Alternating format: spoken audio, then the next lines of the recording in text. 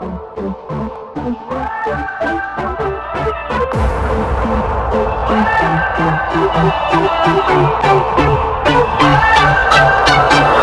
beautiful, beautiful, you should know it.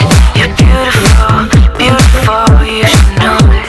I think it's time that you show it. You're beautiful. Games on the whole iterate as opposed to go through sweeping changes, so you want to make sure there's just enough to ensure you can keep scratching that itch. Obviously right now I don't have that answer for you because, you know, the game isn't out yet. So now you're mad about the title of this video, but you're here, so you may as well just come along for the ride. From what I have played though, the answer would most definitely be yes. WWE games seem to perform better when the action is slowed down. 2K17 does feel more deliberate than previous iterations. It's a minor tweak, I'm not saying wrestlers feel like they're moving through sludge, but it's more meticulous and more thought out. Not only does that mean it's more fun to play, but it also allows moves to carry far bigger impact. You've got two dudes skating around the ring like they're on ice. There's no time to appreciate how much having your face slammed into the floor would hurt. When you take your foot off the gas, that changes a lot. That's definitely present here in 2K17, and it's an avenue I hope they stick to going forward. There's just more control when the gameplay is slower. It gives you more time to think about what you want to do next and put yourself in a position where you're controlling a match as opposed to mashing buttons and hoping for the best. Although you still can do that and have a good time. Too many people hark back to No Mercy, but there is a reason for that. No Mercy's major plus point was how thoughtful and calculated everything felt. It was almost as if you could systematically tear your opponent apart should you want to, but still, your opponent could work with you in that sense too.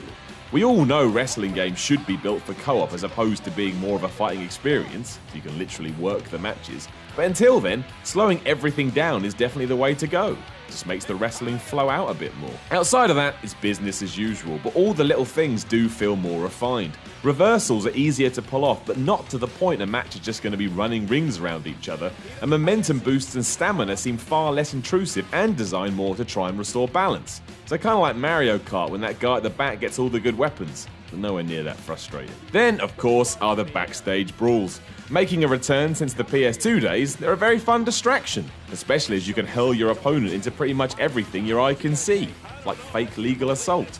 They all fit together well too, seamlessly allowing you to go around the arena while kicking the crap out of someone. On occasion, you'll even pass a wrestler cutting his backstage promo. It's all very well thought out and very nice. More importantly, it's a nice nod to fans who have been wanting these to return for years. Something that is still up in the air, it's just because I need to toy around with it more, is the submission system. 2K has added in two this year, one that's more akin to button mashing, and another which is similar to what 2K16 had, where two circles fight it out in some kind of duel. The problem with the idea of getting someone to tap out is that it has to feel like a struggle, much like the pinning system, which actually does work very well in triggering that last gasp "they kicked out" sensation. You need to build it to a crescendo without it ever seeming like either person has the upper hand. You need drama, you need tension, then when someone does come out on top, everyone goes crazy. 2K is aware of this, hence why they return to it every year, and eventually they'll find something that works. I hope 2K17 is it, because as well as another step forward for the franchise, it's an area that can add huge rewards when you're trying to capture the roller coaster ride that pro wrestling can be.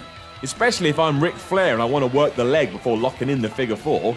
Sure, no one tapped out to that in real life, but that's why the digital realm exists to begin with, so your dreams can come true. Finally, we have the roster. We still don't know everyone who's in, but we do know it will have the largest collection of wrestlers ever seen before in a wrestling game. Alberto Del Rio was in the version I played. I imagine he won't be soon. With the likes of Goldberg, if you pre-order, and AJ Styles of all people, just think of that. AJ Styles in a WWE game. It's fair to assume that if you have a favourite, they'll probably feature in some fashion. If they don't, you can make them in the creation suite anyway. More of a tease at the moment, I am most keen to see what 2K does with the new promo engine they're including. A mechanic where superstars can cut interviews, call out other wrestlers, and of course, spark backstage brawling. If they get that right, or at least introduce a system that has serious potential, that could open up a whole new direction for the series going forward. The more wrestling it can feel, the better game it'll be. But what's more wrestling than promos? We'll have more on the game in a few weeks, but for now, WWE 2K17 is shaping up very nicely.